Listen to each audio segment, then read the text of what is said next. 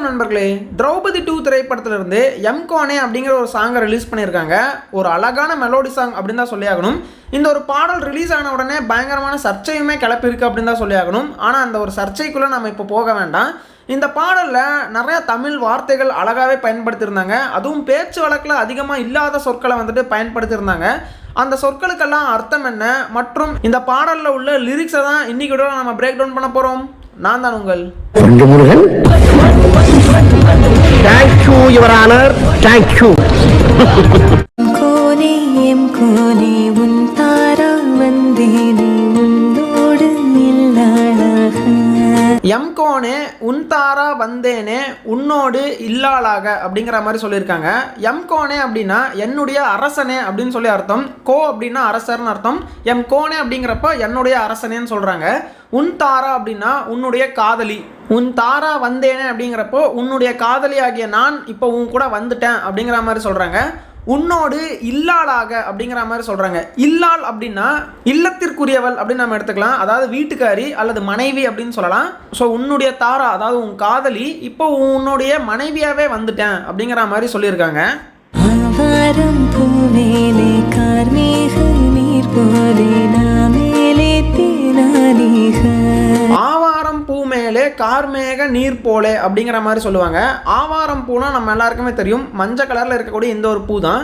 கார்மேக நீர் அப்படின்னு சொல்கிறாங்க. மேகத்திலிருந்து வரக்கூடிய நீர் என்ன? மழை நீர் தான். அந்த மழை நீர் அந்த பூவை நினைக்கிறப்போ அந்த பூவே பார்க்க ரொம்ப அழகாக இருக்கும். அந்த பப்புளாக அந்த தண்ணீர்லாம் நின்றுட்டு இருக்கும் இல்லையா? அதே மாதிரி தான் நான் மேலே தேனானீக அப்படிங்கிற மாதிரி சொல்கிறாங்க. நான் மேலேனா என்னுடைய நாக்கின் மேலே, தேனானீகன்னா தேன். அந்த பூ மேலே மலை துளிகள் எப்படி இருக்கோ அதே மாதிரி என் நாக்கின் மேலே தேன் துளிகள் இருந்தால் எப்படி இருக்கும்? அப்படி தான் இருக்குது உங்களை பார்க்குறப்போ அப்படிங்கிற மாதிரி சொல்கிறாங்க. அதாவது அவ்வளோ இனிப்பாக இருக்கான் அந்த ஹீரோவை பார்த்த உடனே. சேயோனே ஆகாரம் நீராணிக அப்படிங்கிற மாதிரி சொல்கிறாங்க. இந்த இடத்துல சேயோன் அப்படின்னா ஒரு அழகானவன் அப்படின்னு அர்த்தம், அல்லது நல்ல பிரைட்டான தோற்றத்தை உடையவன் அப்படின்னு கூட நம்ம சொல்லலாம். அடுத்து ஆகாரம் நீராணிங்க அப்படின்னு சொல்கிறாங்க. ஆகாரம்னா உணவு, நீர் அப்படின்னா குடிக்கிற தண்ணி தான். தண்ணி இல்லாமல் நம்மளால் வசிக்க முடியாது இல்லையா? எப்படி நீர் இல்லாமல் நம்மளால் நிறைய நாட்கள் வசிக்க முடியாதோ அதே மாதிரி நீங்கள் இல்லாமல் என்னால் இருக்க முடியாது அப்படிங்கிற மாதிரி அந்த ஹீரோயின் சொல்கிறாங்க.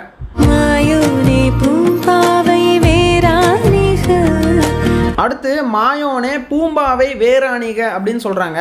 இந்த இடத்துல மாயோன் அப்படின்னா நம்மளையெல்லாம் மயக்கக்கூடிய ஒரு நபர். அது அழகாலையோ இல்லை அவருடைய திறமையாலேயோ நம்மளை மயக்கிட்டார் அப்படின்னா அவரைத்தான் மாயோன் அப்படின்னு சொல்லுவாங்க. உதாரணத்துக்கு நம்ம கிருஷ்ணர் எடுத்துக்கலாம். கிருஷ்ணர் வந்துட்டு பார்த்தீங்கன்னா புல்லாங்குழல் ஊதியாக அங்கே இருக்கக்கூடிய எல்லாரையுமே வசீகம் செஞ்சிருவார். ஸோ அப்படிப்பட்ட ஒரு நபரை தான் மாயோன் அப்படின்னு சொல்லுவாங்க. மாயோனே பூம்பாவை வேறாணிக அப்படிங்கிற மாதிரி சொல்கிறாங்க. இந்த இடத்துல பூம்பாவை அப்படிங்கிறது ஒரு பெண்ணை குறிக்கக்கூடிய ஒரு சொல். ஒரு அழகான பெண்ணை, பூ போல் இருக்கக்கூடிய ஒரு பெண்ணை குறிக்கக்கூடிய ஒரு சொல் தான். அந்த பெண்ணுடைய வேறா நீங்கள் மாறிட்டீங்கன்னு சொல்கிறாங்க. எப்படி வேர் இல்லாமல் ஒரு மரம் நிற்காதோ சாஞ்சிருமோ அதே மாதிரி தான் இந்த பெண்ணுடைய ஒரு வேறாக இவர் இப்போ மாறி நிற்கிறாரு அப்படிங்கிற மாதிரியுமே சொல்கிறாங்க. இப்போது மெய் மற்றும் கொய் அப்படின்னு சொல்லி ரெண்டு வார்த்தைகள் இந்த இடத்துல இடம்பெற்றிருக்கு. மெய் அப்படிங்கிறதுக்குமே நிறைய அர்த்தங்கள் இருக்குது, கொய் அப்படிங்கிறதுக்குமே நிறைய அர்த்தங்கள் இருக்குது. ஆனால் இந்த இடத்துல என்ன மீனிங் அப்படின்னா உண்மையை கண்டுபிடி அப்படிங்கிறது தான் அர்த்தம். அதாவது இப்போ நடந்துக்கிட்டு இருக்கிறதெல்லாம் ஏதோ கனவுல நடக்கிற மாதிரி இருக்குது. எனக்கும் உனக்கும் திருமணமானது, இது உண்மைதானா அப்படிங்கிறத கண்டுபிடி அப்படிங்கிற மாதிரி தான் மெய்யை கொய் அப்படிங்கிற மாதிரி சொல்கிறாங்க. இதே வார்த்தைகளுக்கு இதே பாட்டில் வேற ஒரு இடத்துல வேற அர்த்தத்தோடையுமே யூஸ் பண்ணியிருப்பாங்க. அதையுமே நம்ம பார்ப்போம். காதலம் யாரு வரோ யானுமே யாரு வரோ. காதலம் யார் இவரோ யானுமே யார் எவரோ அப்படின்னு சொல்கிறாங்க. ஸோ காதல் கிட்ட கேட்குறாங்க யாரா இவன் அப்படிங்கிற மாதிரி காதல் கிட்ட கேட்குறாங்க. அதே மாதிரி யானுமே யார் எவரோ அப்படிங்கிற அந்த ஒரு வார்த்தைக்கு அர்த்தம் அடுத்து வரக்கூடிய சொல்லோட சேர்ந்து இருக்கு. அது என்ன அப்படின்னா மணலும் மாமழையாய் கலந்தோம் கணாளனே மணந்தோம் மணாளனே. மணலும் மாமலையாய் கலந்தோம் கணாளனே அப்படிங்கிற மாதிரி சொல்கிறாங்க. ஸோ யானுமே யார் எவரோ, அதாவது தான் வந்துட்டு வேற ஒருத்தர் கூட மணலும் மலையும் வந்து எப்படி கலந்துருக்குமோ அந்த மாதிரி நான் கலக்க ஆரம்பிச்சிட்டேன் அப்படிங்கிற மாதிரி சொல்கிறாங்க. அண்ட் மணந்தோம் மணாளனே அப்படின்னாலுமே என்னுடைய மணாளன், என்னுடைய கணவனை நான் இப்போ திருமணம் செஞ்சுட்டேன் அப்படின்னுமே சொல்கிறாங்க. வாரணம் ஆயிரமே சுழவே தோரணமே.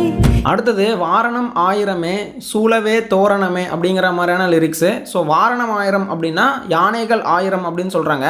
அதாவது 1000 யானைகளுக்கு மத்தியில் இவங்களுடைய கல்யாணம் நடந்துச்சு அப்படிங்கிற மாதிரியான அர்த்தம் தான் அது. கேட்கறதுக்கு நல்லா தான் இருக்குது. பட் விஷுவலாகவும் காட்டினாங்கன்னா இன்னும் சூப்பராக இருக்குன்னே சொல்லலாம். கடவுள் சாயலிலே கணவன் வரும் விழா வரமே விவாகமே. கடவுள் சாயலிலே கணவன் வரும் விழா அப்படின்னு சொல்கிறாங்க. ஸோ அவரை பார்க்குறக்கு ஒரு கடவுள் மாதிரி இருக்காரு அப்படிங்கிற மாதிரி அந்த பொண்ணு சொல்கிறாங்க. அதையும் தாண்டி வரமே விவாகமே அப்படிங்கிற மாதிரியான லிரிக்ஸுமே இடம்பெற்றிருக்கு. ஸோ இந்த இடத்துல விவாகம் அப்படின்னா அதுவுமே திருமண சடங்கு தான் சொல்கிறாங்க. அதாவது ஒரு ஆணும் பெண்ணும் சேர்ந்து வாழ்கிறதுக்கான ஒரு சடங்கு தான் விவாகம் அப்படின்னு சொல்லுவாங்க. அதுவே தனக்கு வரமாக கிடச்சிருக்கு அப்படிங்கிற மாதிரி அந்த பொண்ணு சொல்கிறாங்க. நிலாவை நீயும் கொய் கொய். அடுத்து நிலாவை கொய் அப்படின்னு சொல்கிறாங்க. ஸோ இந்த இடத்துல கொய் அப்படின்னா பரிச்சித்தா அப்படின்னு சொல்லிட்டு அர்த்தம். அதாவது இப்போ பூ பறித்தல் அப்படின்னு சொல்லுவாங்கள்ல, அந்த மாதிரி நிலாவை கொய் அப்படின்னு சொல்கிறாங்க. நிலாவை எனக்கு பறிச்சு கொடு அப்படின்னு சொல்லி கேட்குறாங்க அந்த பொண்ணு. கனாவில் உலாவி செல் செல். கனாவில் உலாவி செல் செல் அப்படின்னுமே சொல்கிறாங்க. அதாவது இவ்வளோ நாள் நாம் கண்ட கனவு இப்போ பழிச்சுக்கிட்டு இருக்கு, அந்த கனவுக்கு உள்ளே போய் நீ வாழு அப்படின்னு சொல்கிறாங்க. இப்போ நான் உன் மடியில் தான் இருக்கேன், நீ நினச்சதெல்லாம் பண்ணு அப்படின்னு சொல்கிற மாதிரியான அர்த்தம் தான் அது. மெய் மெய் மெய் சொல் பெண்மை வெல். அடுத்து மெய் சொல் பெண்மை வெல் அப்படிங்கிற மாதிரியான லிரிக்ஸு. ஸோ இந்த இடத்துல மெய் அப்படின்னா உண்மை, ஸோ உண்மையை சொல்லு பெண்மையை வெல்லு அப்படிங்கிற மாதிரி சொல்லிடுறாங்க.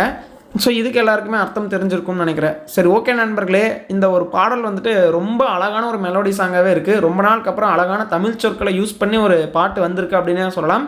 ஸோ இந்த ஒரு பாட்டை யாரெல்லாம் கேட்டீங்க, உங்களுக்கு இந்த பாடல் பிடிச்சிருந்ததா இல்லையான்னு சொல்லிட்டு மறக்காமல் கமெண்ட்டில் சொல்லுங்கள். உங்களை நான் அடுத்த வீடியோவில் சந்திக்கிறேன்.